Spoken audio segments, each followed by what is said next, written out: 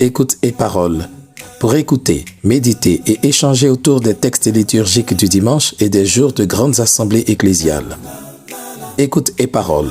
Pour garder le contact avec la parole de Dieu, où que l'on soit et quoi que l'on fasse. Présenté et réalisé par le Père Kwadou Ledoux.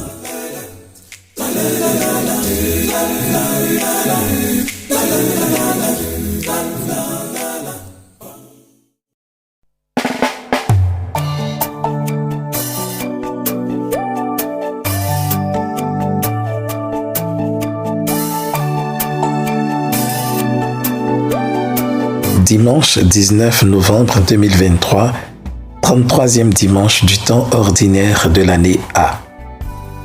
Lecture du livre des Proverbes, chapitre 31, versets 10 à 13, 19 à 20 et 30 à 31. Une femme parfaite, qui la trouvera? Elle est précieuse plus que les perles. Son mari peut lui faire confiance. Il ne manquera pas de ressources. Elle fait son bonheur et non pas sa ruine tous les jours de sa vie. Elle sait choisir la laine et le lin et ses mains travaillent volontiers. Elle tend la main vers la quenouille, ses doigts dirigent le fuseau. Ses doigts s'ouvrent en faveur du pauvre, elle tend la main au malheureux. Le charme est trompeur et la beauté s'évanouit. Seule la femme qui craint le Seigneur mérite la louange. Célébrez-la pour les fruits de son travail, et qu'aux portes de la ville, ses œuvres disent sa louange. Parole du Seigneur. Nous rendons grâce à Dieu.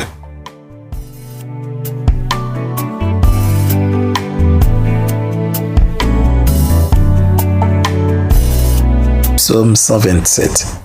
Heureux qui craint le Seigneur. Heureux qui craint le Seigneur et marche selon ses voies. Tu te nourriras du travail de tes mains. Heureux es-tu, à toi le bonheur. Heureux qui craint le Seigneur.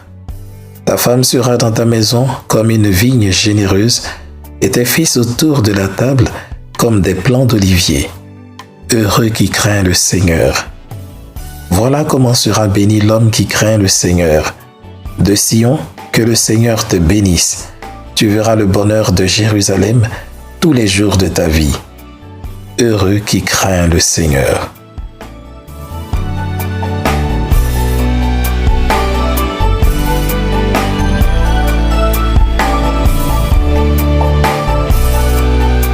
Lecture de la première lettre de Saint Paul apôtre aux Thessaloniciens, chapitre 5, versets 1 à 6.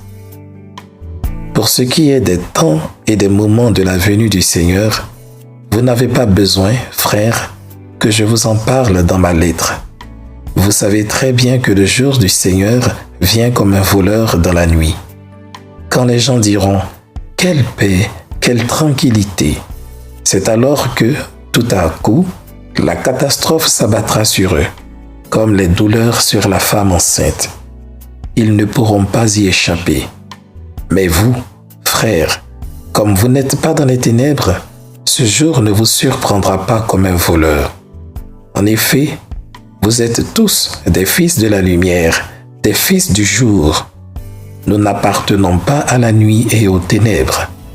Alors, ne restons pas endormis comme les autres, mais soyons vigilants et restons sobres. Parole du Seigneur. Nous rendons grâce à Dieu.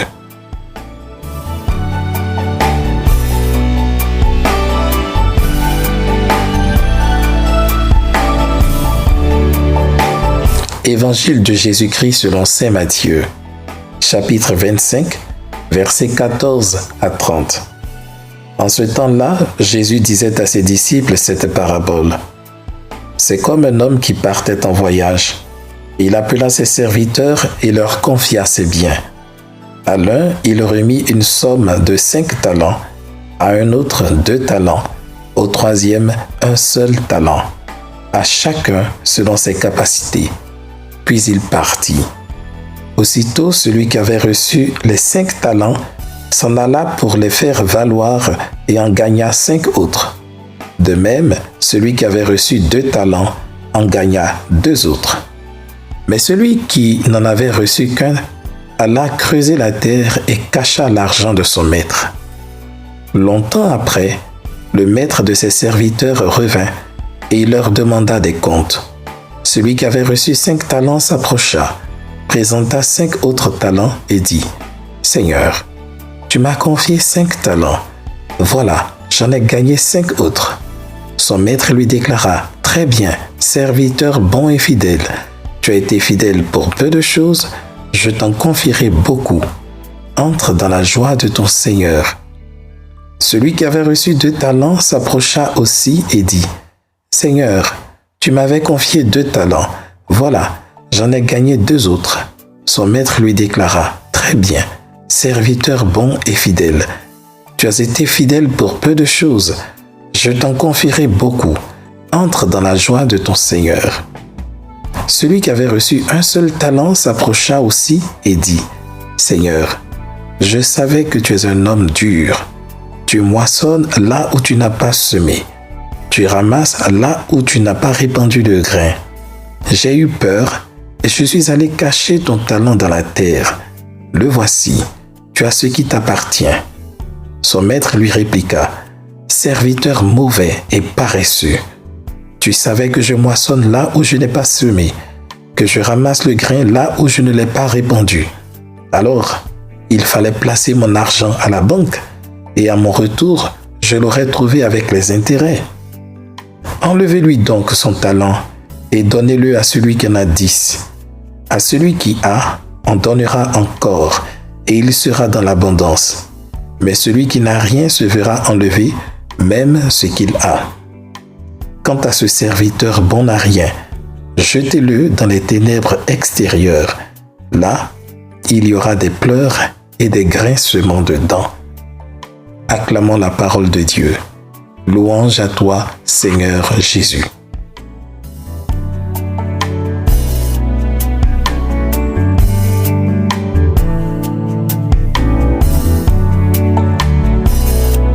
Alors que nous tendons vers la fin de notre année liturgique, les textes soumis à notre méditation en ce jour nous font une projection de ce que sera la fin du monde.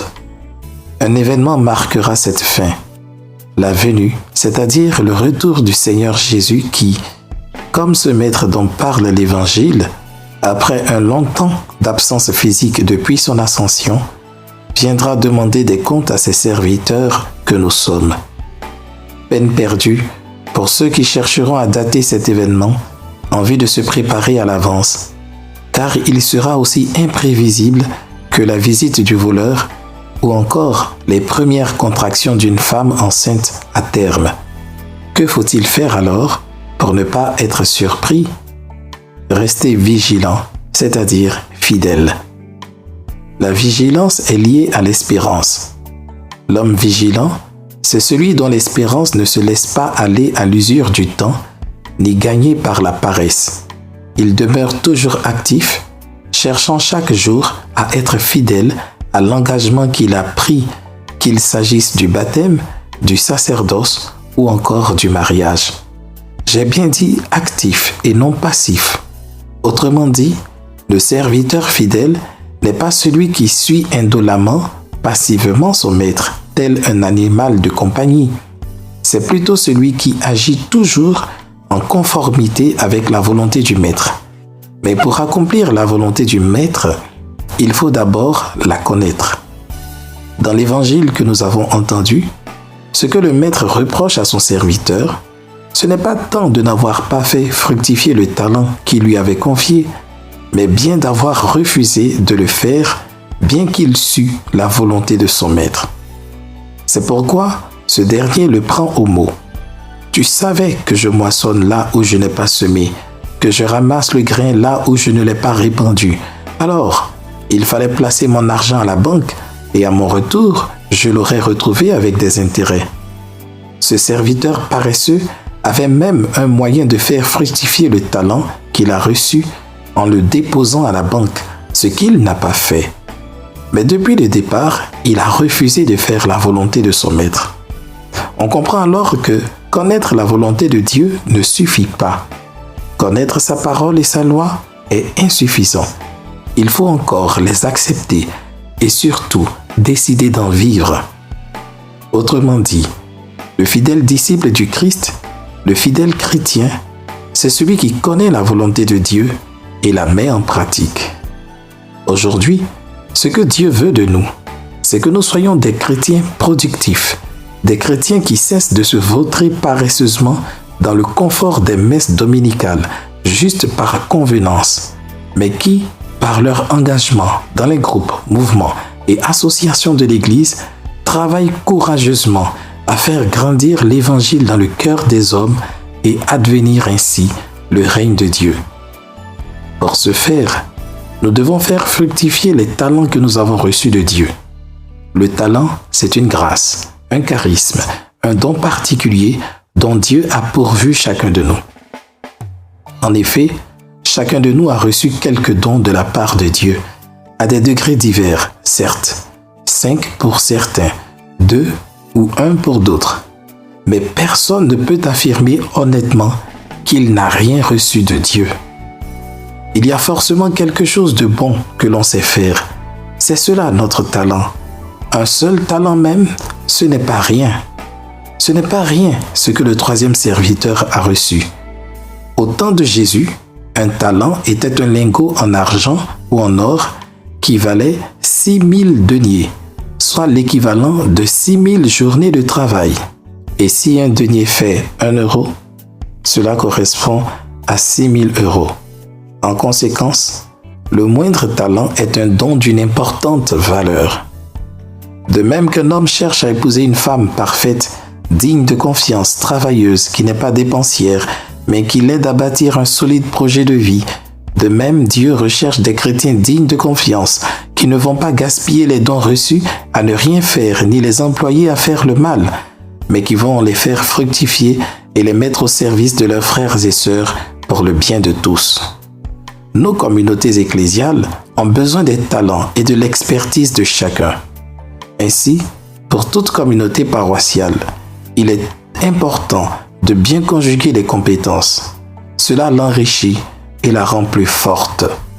Les communautés paroissiales seront davantage fortes lorsque chaque membre ne gardera pas pour soi seul un don reçu, un savoir-faire, une expertise, etc., mais lorsqu'il le mettra au service de la communauté, bien sûr, comme le recommande le verset de l'acclamation, en demeurant en communion avec le Christ, chef, et ce qu'il a établi pour le soin de nos âmes.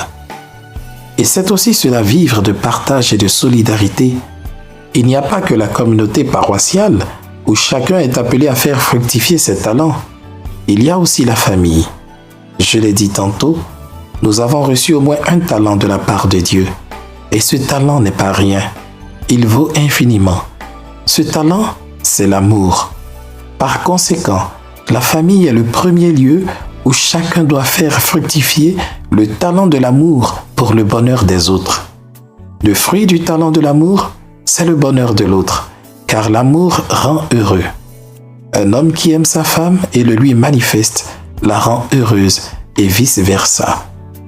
Au total, si nous n'osons pas faire fructifier les dons spéciaux que nous avons reçus, sous prétexte qu'on n'est pas parvenu à les discerner, nous ne pouvons pas nous dérober à l'exigence de faire fructifier le don général de l'amour qui a été versé dans le cœur de tous les hommes, faisant de tout homme un être capable d'amour. Que l'Esprit de Dieu nous sorte donc de notre paresse spirituelle et nous aide à travailler à faire grandir l'amour de Dieu et du prochain dans le cœur de tous pour la plus grande gloire de Dieu et pour le salut des hommes. Amen.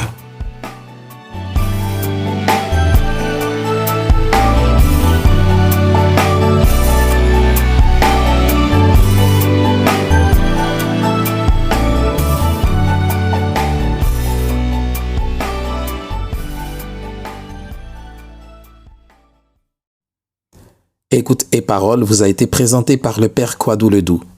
Si la parole de Dieu de ce jour vous a touché d'une façon particulière, n'hésitez pas à en faire l'écho à tous ceux et celles qui suivent ce podcast dans les commentaires.